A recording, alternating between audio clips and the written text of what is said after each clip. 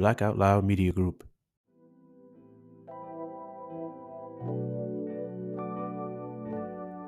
Welcome back to another episode of the Brown Sugar Cafe podcast, the place where poetry meets conversation. I'm your host, Terrence P. Elmore, and before we get into today's topic, make sure you hit that plus sign so you don't miss an episode. Also, please subscribe to my blog, thebrownssugarcafe.blog, and if you find any value in this episode or any other episodes, make sure you leave a heartfelt review. So with that being said, let's get to it.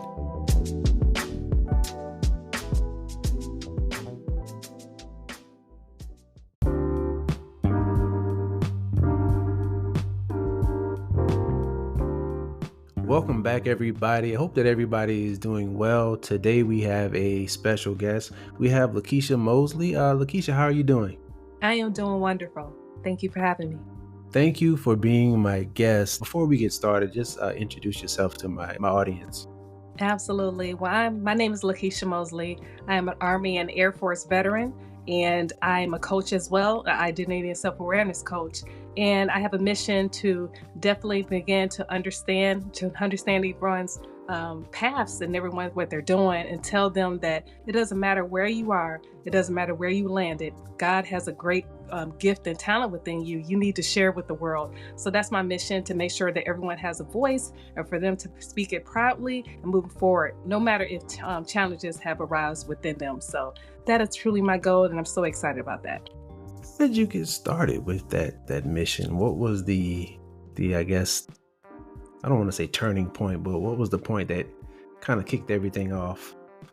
Yes, that's a great question. The turning point was the fact that, after I transitioned out of the military, I began to feel not very good. I wasn't able to walk.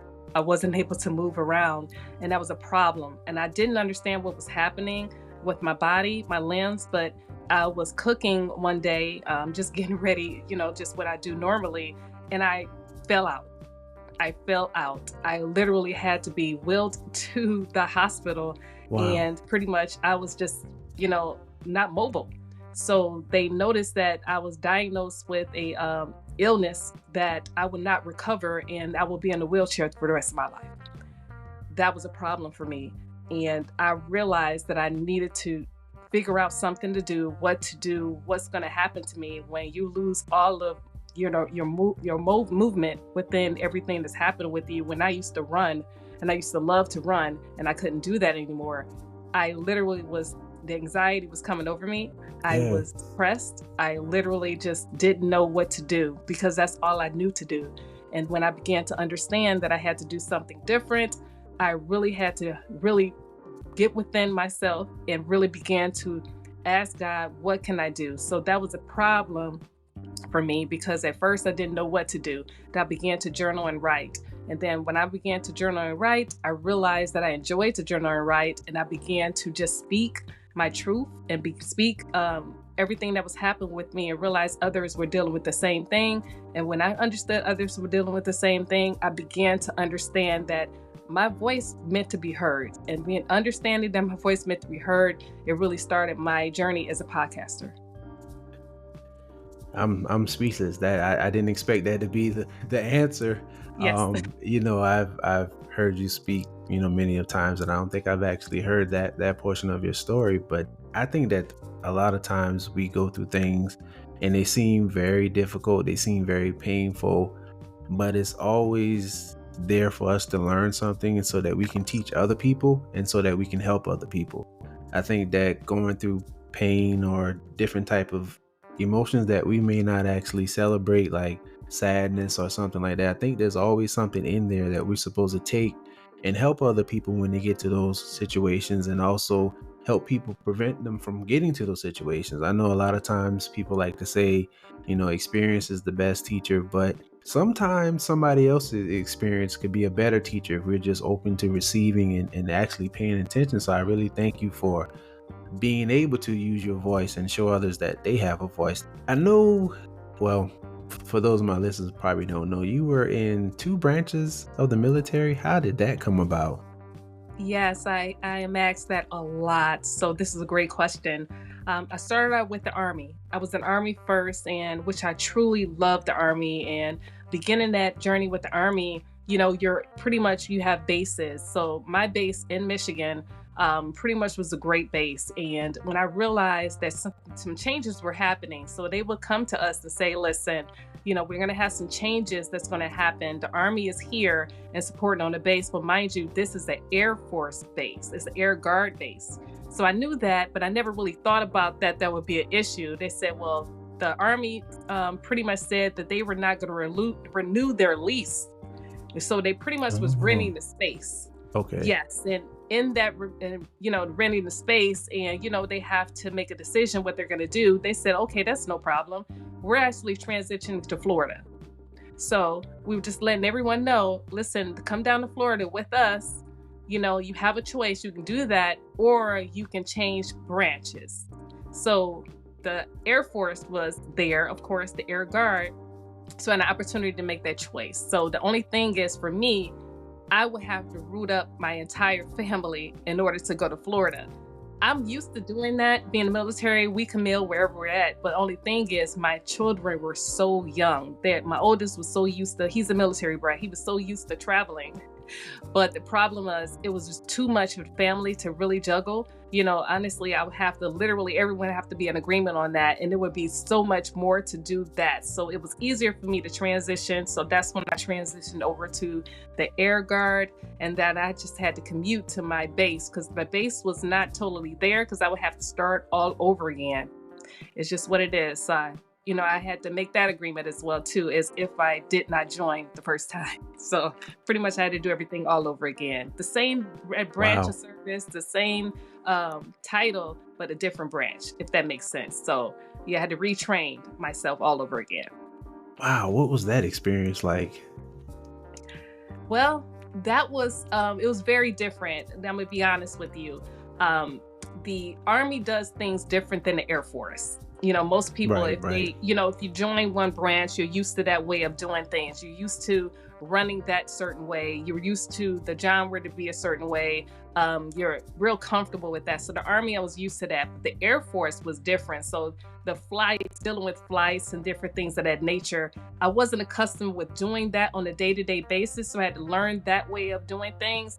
Also, I had to learn a different way to really greet officers, because everything was still the same, but the different way they greet each other in the Air Force was a little different. I will say this, gosh, my Air Force family, I love you, but definitely, but in Army, we will say certain things, it'd be comfortable. Certain things in the Air Force was a little bit more comfortable than them to what they would do. They will greet everyone a little bit differently, and it was professional, but at the same time, it was just different for an Army person that we, be greeted as, and everyone would, sometimes they would say, they would talk to us a little different. We'll say, yes, greeting you, yes, sir, yes, ma'am, and some people, they would start off with their first name first, and I was not used to that. Officers, say, hey, this is Bob, this is Jan, and it's like, okay, so yes, sir, ma'am. The used to had to get used to. So they were professional, mind you. Everyone was respectful, but at the same time, it was just a different way of doing things. So for me to get used to that at first was definitely. I'm not in Kansas anymore, kind of like the situation, but but it was cool. It was just different. It took me a minute to get to Camille to the Air Force way. So, but it was nice. It was nice, but it was different. A lot of times, most people don't understand. You have to Camille to a different way of doing things. But yeah, that way was different for me. Yeah. Okay. So you have a very unique perspective, I guess, when it comes to actually dealing with veterans, because you've been in two different branches. How did the Veterans Club podcast, what was the first episode like? What was that moment that it was birthed, and why did you feel it was important to start this? I know that was a loaded question, but No, absolutely. I understand what you're saying. One thing about the Veterans Club was really nice, because we always had a topic, and we would talk about pretty much like not only just veterans homelessness, but we're talking about different issues. We're talking about veterans who are deported. Like, that was new to me. We were talking about the different anxieties, on different levels. We'll talk about, veterans PTSD and still dealing with it today. And most people think it ends when you come out the military. No, it actually travels on to wherever you're at until you actually get the support. So then also the great thing about it, we would have specialists. We would have people who are specialists in those different areas, and they would actually talk about those lanes and really help us with, certain things. I would be jotting down, things that's what they're talking at the same time if I'm interviewing them. But at the same time, we're getting raw information, just how to really begin to receive clarity and receive more information on how to live a better life. So it's just so much that you learn. And honestly, you'll have veterans will come in and they will just actually put in their questions in the midst of the interview, and they'll just relate to a lot, from their way of understanding, the topic at hand. So it was always great for that. We always have a process. We'll always have a definite process. So at the same time, we'll know what to move forward in within that segment. So it'll be really nice. You brought up something that I recently learned about was veterans being deported. Yes. That's something that I recently learned about. So could you kind of explain that to my listeners? Absolutely. So thank you for asking that question. Honestly, it was really new to me and a lot of my fellow comrades that veterans were being deported. Mind you, you're a veteran that served the United States Army with me. We're soldiers together. Listen, Right. One fight, one team. However, I did understand that citizenship would need to be granted to veterans. That I thought that initially happened because most of our, soldiers, they're told that initially at the beginning. Yes, you'll get your citizenship papers, everything. Just go through the process with us. That was what was guaranteed. So that's what we knew. Only thing is, we didn't understand that there were a lot of hiccups with that. So a lot of my friends that I know that were on our podcast episodes, they said, well, I was told that very same thing. But mind you, with the deployments that we would have, it would push back my date that I was supposed to be sworn in as far as being a citizen. So mind you, the mission is always put first. So a lot of times you're told that, hey, just wait for a minute. Oh no, wait about this, wait this minute. And a lot of times that happens. So when that happens more and more time over and over again, unfortunately, sometimes you won't receive your citizenship in time. And then because you'll come out, whatever situation, illnesses, or just, the transition of where you're at, you'll come back. You pretty much finish your time, you will not get your citizenship. So therefore, because you don't have your papers, you still have a green card, right? Yeah. You will get deported because you don't have the paperwork that says that you were a legal citizen. So unfortunately, they will be in the legal realm right there, and they won't get the support because they won't be covered. And a lot of times, a lot of the soldiers, unfortunately, will be in that process.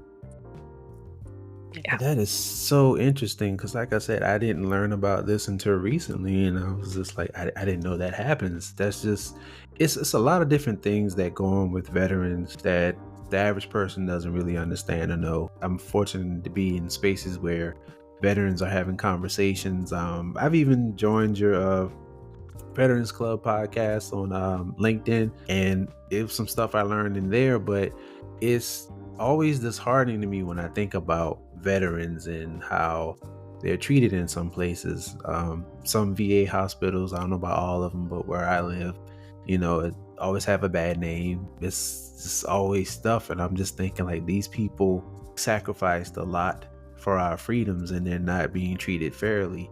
I always think about Rambo. The first time I saw it, I was too young to really understand what was going on. But when I saw it as an adult, I was like, wow, like this man just wanted something to eat. And here he fought for our country and he was just treated like he was nothing. And that's the type of stuff that goes on. One of the things that really hit home with me, I had just got out of college and I went to a dissertation. It was about veterans and mental health care and things like that. And one of the things in the dissertation was like there was a veteran that he needed some help. And I heard like the process for him to get mental help and things like that was very difficult in these long classes or whatever. But he would wake up in the middle of the night and assemble his rifle and just be standing in the living room and not remember it the next day. And his girlfriend at the time, she would be kind of scared and terrified. But I mean, stuff like that, you hear stories like that, is just like, I don't know. It leaves me at a loss for words, because I think that more should be done, and like more kindness should be shown towards veterans, because look at what these people go through, and look at what some people have sacrificed just so we can have simple freedoms. And I just always think about that, especially when I see homeless veterans, because there's some where I live, and you can sometimes tell who they are because they have the hat on. And even speaking with some people, you have some that actually choose to be homeless. I remember when I first learned that was, a shocker to me, because, growing up, we always think that someone's homeless, something happened beyond their control. But there are times where people actually choose to be in these situations. So with that being said, how would you say, or what resources have you seen that are out there? And like, I know this is a time that we spotlight veterans, but I want us to actually see veterans every day and think about what we can do to help them. So what kind of advice you would give to somebody who maybe see a veteran in need, like what type of resources or anything like that? Yes, there are a few resources that are out there, depending on the the issues that veterans may personally need right now. So let's just say, as far as, for our deported veterans, there are organizations out there that are out there to support you if you're an issue with, as far as you're supposed to be a citizen. There are lawyers out there now that are able to help you to actually, for you to go through that process to get citizenship. Also, there are places out there for you to get support as far as living arrangements as well too. There's funding out there for you to eat, for you to sleep, for you to actually get the education that you need in order for you to actually get a better place to stay, a better place, as far as work, if you want a business and things of that nature, depending on where you want to go. So it is a loaded question, but the same as a reasonable question that needs to be answered, because a lot of veterans, they don't know what to do. They don't realize that they Right. have that support out there. So a lot of times, just the Veterans Club podcast, for example, that's a resource for a lot of veterans to come and actually come and get the connections that they can get today. And as far as getting resources in their state, because a lot of times people may say, hey, nobody's out here that I can connect with. I'm not in the military anymore. No, you're always in the military. But at the same time, you just need some transitional assistance in order for you to continue on moving forward where you're located. So a lot of times they can start there. They can actually go to the organization called the Veterans Club, and they can go to the organizations for veterans as well too, for them to get support. So mind you, if you're looking for citizenship, if you're looking to actually get connections as far as getting those things that you were supposed to get there are areas where you can get that when you connect with those different places as far as getting there. So if you're looking for citizenship, there's things out there for you to get in your location where you're residing at. You can get support there. So it's like you can start like we're here, just conversations with this, just getting those little information nuggets for you to move forward when it comes to places to stay, when it comes to housing, when it comes to support there. There are areas there that they can start off and getting the support they need. Oh, that is great. That is great. And as you were talking, I just thought about, they have veteran advocates at the VA.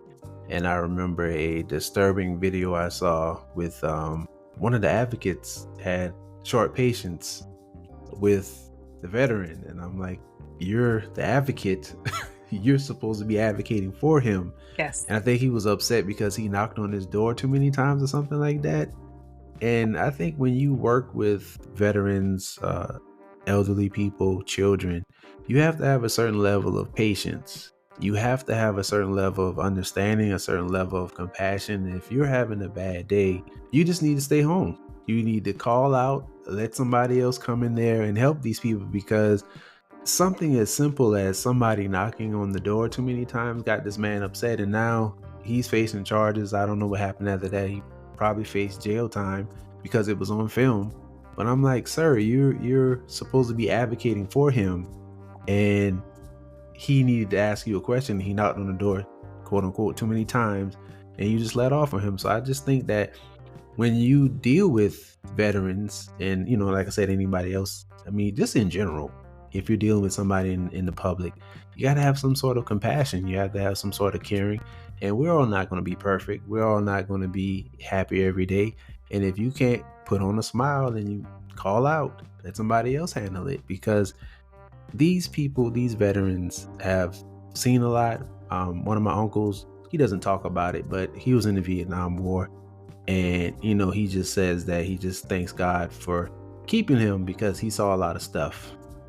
And if it wasn't for God, he said he doesn't know where his mind would be right now. And that's saying a lot. And so I just want everybody to try to have some compassion, because I've even heard some people say, well, they made the choice to join.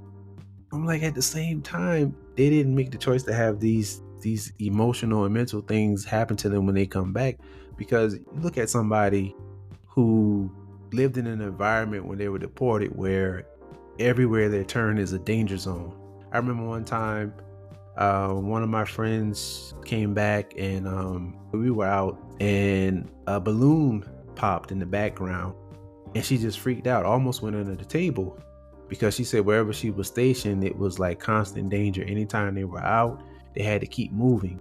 I mean, they couldn't slow down. If anybody walked out, they couldn't slow down. So imagine living in that type of environment for a while and then coming back over here and expected to be calm and like everything is. So we have to have patience, I think, with veterans and people. And sometimes, just like with anybody else, it just takes us being there to listen and just have a heart of compassion. Because like I said, these people have seen a lot, have gone through a lot. Not everybody, but there have some people who've seen some pretty horrific things and had to live like that for a long time. And that's a lot to ask somebody to come back and just turn it off just like that. So I appreciate what you're doing, how you're providing this platform and these resources to help people. It was just amazing when you said what you said. Definitely a lot of the veterans that are on the podcast, they talk about the very same thing that you said, mental illnesses, and a lot of them were discharged because of that, and because they weren't fit to continue to serve. They were great people, but they just weren't fit to continue to serve in the capacity that they was in before. So they're transparent, they're authentic, they tell their stories, and they say those very things, because there's so many veterans that are feeling like, okay, I can't do this anymore, I'm not good enough, I'm broken, I'm too broken, I can't talk about it. No, we need you to talk about it, you need to tell your story. And those mental health issues, they come up. So those people need resources as well too. I'm a mental health advocate for a reason, because I understand just what those issues are, and we talk about those issues. So those resources are available as well, and those opportunities for people to begin to tell their story are always welcomed on that stage, so they can actually be free and they can get healed, and other people can be healed too, because so many people feel the same way.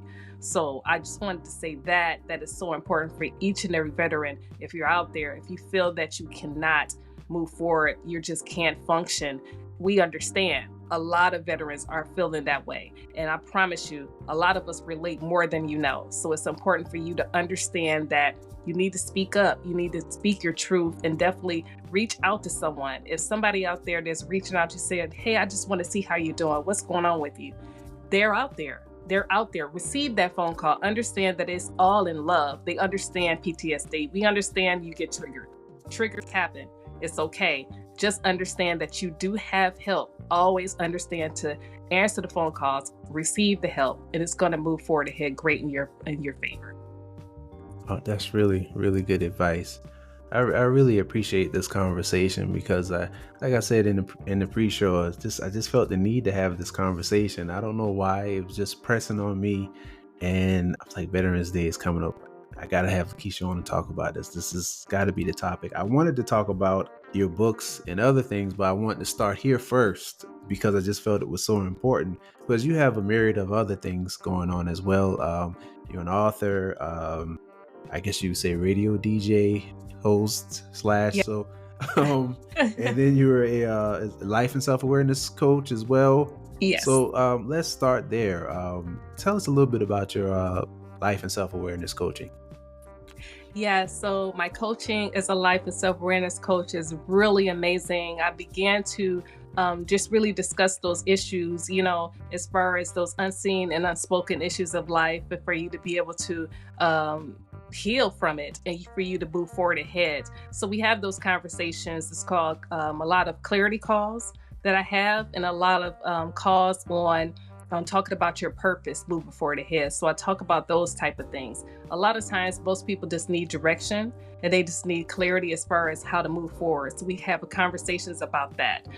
Definitely in my clarity calls and my conversations, I really talk to them about what do you want to do? What do you want to move forward into? Do you, whatever your dreams you have, those dreams are needed. So with those dreams, what do you plan on doing? Do you need a strategy? Do you need some movement and how to move forward? So we have a strategic call, strategy call for you to begin to gain clarity and for you to take a lot of your dreams and a lot of things you have and put them on paper and actually build a business concept. And we began to talk about how to really transition everything that you have within your head out on paper and for it to serve the needs for people out in the world. So we talk about those things. And I really love doing that because so many people really receive insight and clarity and understanding that, wow, that is a dream of mine that really can actually unload some greatness out in the marketplace. So we have those conversations as well. So I truly enjoy being a life and self awareness coach because, just giving people more ammunition for them to move Oh forward in their yeah. purpose. And how did you get started with that?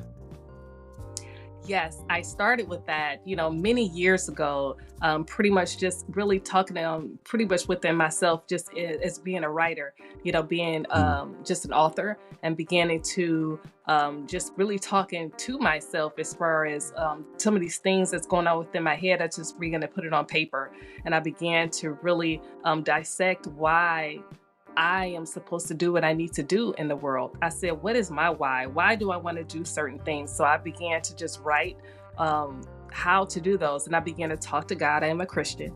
And I began to really just talk to my creator as far as what do I need to do as far as these things in my head. So I just began to journal and just began to write. And then it began to unload and put them all together into a book. And that's began my first book, one of it was how to get unstuck first before I wrote the last book, how to get unstuck, confused to focus. So I began to unload and really understand myself even more and more in that. And then I began to write to free yourself and begin to understand why do I need to be free and how just a little bit of my testimonies in that particular book. So it's been to unload on that. So it's been great. It's been to be very great for me. Yeah, it's something about writing that Yes. just allows a freedom and, as you're writing, I know about with me as you're writing, the picture becomes more clear that you're not writing for yourself. It's for you, but you're actually writing for someone else. And I just always feel like it's robbery not to share these gifts with people because yeah, we're writing these things or whatever, but God is the source. He gives us the stuff, downloads it into us so we can give to other people. When I decided to write my book, that first book, I I felt there was a need. Like that was the drive behind it. And it's just always interesting when I talk to somebody about it. They say the same thing. It's just like writing is like I need to get that out there because this can help somebody. And even though my book was first book was just love poems, it I was shocked by the response. I'll just say that I was very shocked because I just knew I had to get it out there. I knew I had to do my part, to try to, like I said, I'm trying to spread love in a world that seems to be full of hate. But the reception I got, I was like, wow, people really needed to hear this. And if I didn't do it, eventually it'll get done, of course. But why not be the person to do it? If God is laying it on your heart to do it, why not be the person to do it? So I really commend you for doing that and writing and sharing and understanding that this is for you, but it's for everybody else as well. So I really appreciate that. I just it's funny about that writing, man. I mean, once you get into it, even if you don't, I always tell people, even if you don't know what to write, just start writing. even if it's journaling, you'd be surprised at what comes out as long as you just sit down. Because the hardest part I think about writing is starting. We hesitate to write. We find all the excuses in the world. I don't really have time, or, I can't really sit down. But you have a notes app on your phone. Nowadays, you don't even really have to write. You can just make a voice memo and have it just transcribed. So there's no excuse. There's no excuse. You can do that in the car on the way home from work or on the way to work. So there's really no excuse. So I just challenge everybody to get out there and write. However you do it, just get it out, because it's going to help somebody. And look at what you did. You used your experiences, your journaling, and you turned it into multiple books that are helping people. Yes, yes. And when you say that, that is so amazing. A lot of times it's very true. You just begin to write and then it just keeps things on and on and on, and you never know what's going to happen. It's like, okay, so Lord, what do I do with all this writing? Mm-hmm. What is going to evolve into this? I don't know what it's going to do. And then next thing you know, I get an opportunity to speak about my book. And then the next thing you know, an opportunity for me to be up a live podcast. And the next thing you know, I get connected with even more people that feels the same way I feel, and then other people are actually resonate with that first book, and then it unloads like that. So then I realized I don't ask why anymore. God, why does this happen? And I began to see what's happening. God is like, I did all this for a reason, for you to trust yourself, because this is your mission, this is your calling, and it's going to involve so many other people that's going to connect with you, that's going to support. And I'm so glad that you said yes, because in your yes, other people are able to resonate with it, and you're going to build even more and more your purpose moving forward. And now I look back and I say, wow, I could not imagine life without this. And I'm so glad that I said yes in this journey. So yes. One of the things that stuck out to me about writing, I heard this a long time ago. Dr. Miles Monroe said that you don't have to be a scholar and use all these big words. He was like, just get it out. He was like, you can pay somebody to get the grammar and stuff right. Just get it out. And so that's what I always tell people. Just get it out. Just don't worry about it. Just get it out, because you have to get these thoughts out. You have to. And you can fool yourself. I did this for a while. You can fool yourself that in your head is just fine. I don't know if you heard this story before, but how I started writing my first book. My wife and I were just friends at the time, and I stopped writing poetry for whatever odd reason. I stopped writing it out. I just had it in my head. And so one day I told her about it. I was like, yeah, I got these poems. And then she asked me, she was like, when the last time you wrote a poem? I was like, I got one in my head I'm working on. And she was like, that's a good place for it. And I was like, oh. Yeah. And so I felt challenged. And so I finished the poem that day. And after I did that, I got back into that groove, and I wanted more. I wanted to add more to it. And I was just going to do like a couple more poems, but it turned into a book. And then after I finished, I was like, I want to publish this. I want to share this with people. And I would have never reached that point if I didn't actually start writing, because my mother told me that my grandmother was a writer as well. And that's just something that's in us. My mother has several published books as well. And she said that my grandmother, she didn't do it because of somebody might not read it, whatever. But every time she had an idea for a book and she didn't do it, God showed her somebody else who did it. And so, like I said earlier, it's going to get done. So why not be you? Because if it's something that needs to be out there, you can sit there and take your time and not do it. But if it needs to be out there, somebody else can do it. So why not be you? Yes. So so it's something about that writing. I encourage everybody to write. And I always tell people that we all have a book inside of us. And some people say it's just a story, not a book. But when I say we all have a book, it doesn't necessarily have to be something that you publish and print and sell. It could be something that you make a couple of copies for your family, and then you can have something just to give them. It doesn't have to be something that you're trying to, pitch to major publishing companies. But I think we all have a book, not just a story, but we all have a book inside of us, something to share.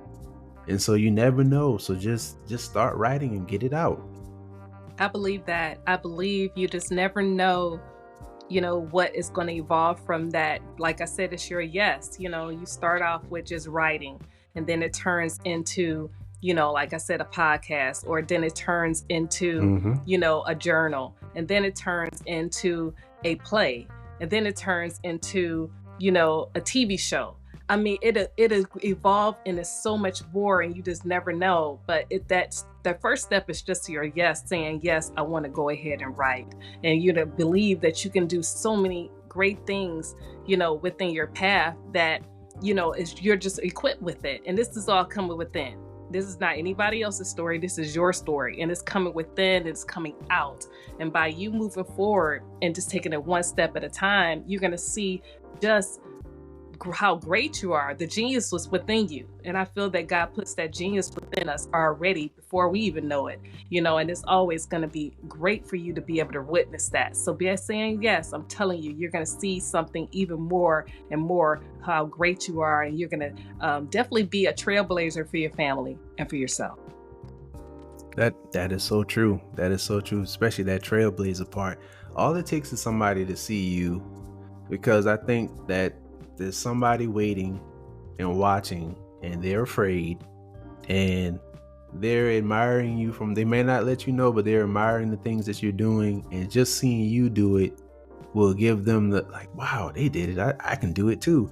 It'll give them that push, and it'll help them bring out what's inside of them. I think that we're supposed to be living inspirations to the people who are around us, and we're supposed to make people better than the way we found them. We can't do these things in our life alone. We need each other, and some people need a little more help than others. That's just how it is. I feel like we don't do enough sometimes when it comes to people, and I understand you can't help everybody, but I think that we can recognize the people who could use our help, and we could do a little more and show a little more compassion. Yeah, I really, I resonate with that so much, because it's so important for us all to really understand that, our story, our journey, the things that, we've been through, somebody is impacted great by hearing how you triumph out of it, and how you began to heal, how you began to soar, how you were put down and then you rose back up. We forget that our testimonies is something that somebody else needs to do to move forward ahead within their walk. You're going to encourage them to keep taking on another day, to move forward another day and another day, and then wake up and say, you know what, I win today because I heard Lekeisha say something, and I win today because I heard Terrence say that I can do this. And just your words of encouragement is really moving more than what you even thought it could do. And it really is, just because you're being out there doing everything that's great for you, and you're taking this one day at a time, and you're not giving up, and you're getting stronger, and you're getting more courageous, so it's so Yeah, important for us all to continue to soar that way. that is so true. That is so true. It's a daily thing. I Yes. mean, I do my best to encourage people every day. You have to be intentional with it. Sometimes I found that even through pushing myself to encourage other people, I even find something in what I'm saying. I'm just like, oh, Yeah. that probably was just for me. Yes. I mean, that's happened so many times, and it's like, as I'm talking, I'm like, man, I need to apply that myself. Oh gosh, I resonate with that. I hear myself talk sometimes, and I said, wow, that came out of my mouth. Oh wow, I did do that. Okay, wow, I got to write that down myself, and that's my words. Okay, and this is true. This is real. So it's amazing how we we really just our experiences really just touches so many, and it touches yourself too, because you realize you've been through all of that, and you persevered and you won, so you continue on moving forward ahead. So I just really appreciate, just being that person that I'm literally on charge to tell other people that they can win and move forward. And this last season, this last quarter, I want to say, of this year, I'm so encouraged to be able to move forward. And I just can't wait to be able to show others that they can continue to move forward in their gifts and talents ahead. I know that is my mission. I know that's my charge, and know that God gifted me to do that. So I'm so excited to do that, Giannis. is really an amazing opportunity for us to excel in what God gifted us in. So I'm so happy about that. Yeah, me too. I'm ready to end this last quarter with a bang. Yes. Before I let you get out of here, what do you have coming up next? How can the people get in contact with you? The name of your books, how they can purchase your books, any information you want to share. Absolutely. So you can actually purchase my books on my websites. Definitely on. I have my websites on all social media platforms. Actually, I have my podcast, which is Confused the Focus Talks. That's on YouTube. And also, you can purchase my manuscripts on my link trees. That's actually connected with this podcast as well too. And my books definitely are posted as well on my website, LekeishaMosley.com. So that's a great way we can connect with me, and definitely can purchase some of those books to move forward ahead in your path of moving forward ahead. Excuse me. Okay, thank you. And I will definitely put the links in the show description. So anybody's listening can just click on it and find you. Thank you so much. Really appreciate you coming on and sharing your story and what you're doing for veterans and what you're doing for everyone. I really appreciate that. Thank you so much. Thank you so much for having me. It's truly an honor. Thank you. And yeah, to my listeners, remember, keep pushing forward.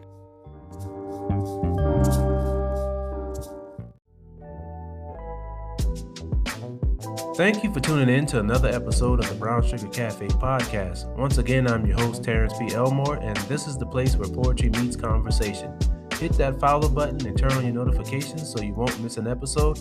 Check out my blog, thebrownsugarcafe.blog. Also connect with me on Instagram at thebrownsugarcafe. Hope you enjoyed this episode, and as always, remember, keep pushing forward.